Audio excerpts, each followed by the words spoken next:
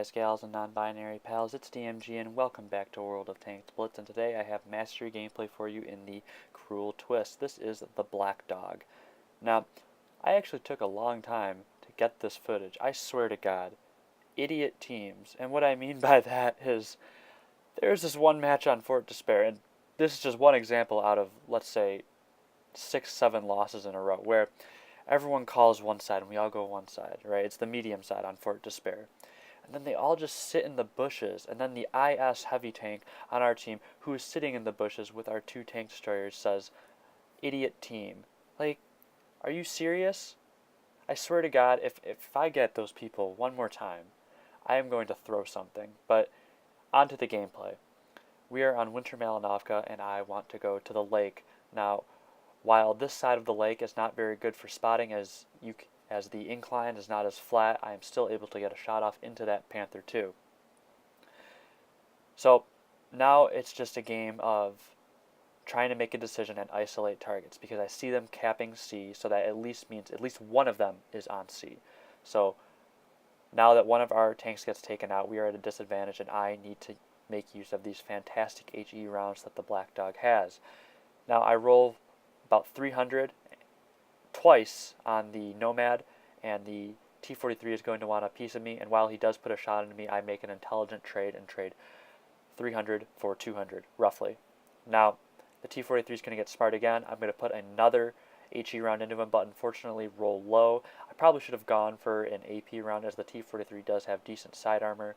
This Panther 2, I was thinking about, but the ISU-152 is a much more dangerous target to my team, and I'm just going to sit here and try and isolate targets. Now the Nomad has backed off, so that isolates the Panther 2. He's the easiest person I can put shots into with the most minimal amount of exposure. So I'm going to shoot at him first. And after he gets taken out of the game, then I will try and turn my attention to the 152, but he gets taken out too, so now it is on to the Nomad.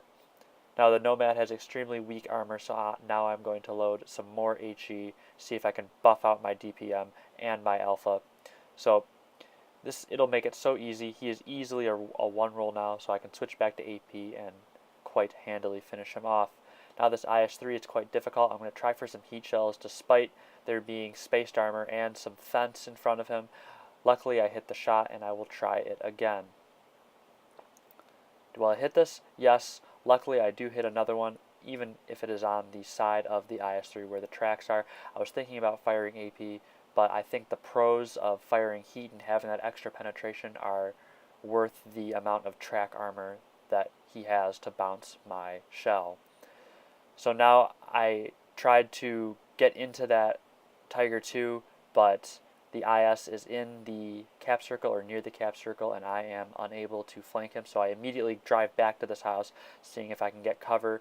I donk a shot on the Tiger 2, but now I can isolate the IS and stop their flow of points by driving into the cap. I load another HE round, go right into this back of this IS, put about 335 damage into him, and just see if he turns around. He does. That is my time to leave the cap circle.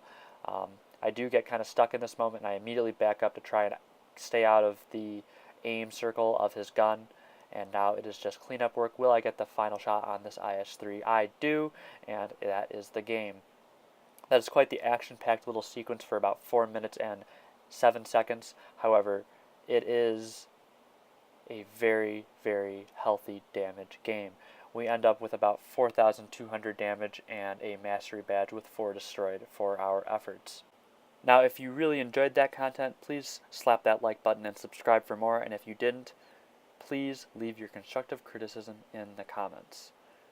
As always, I really appreciated sharing my passion with you today, and I hope to see you next time.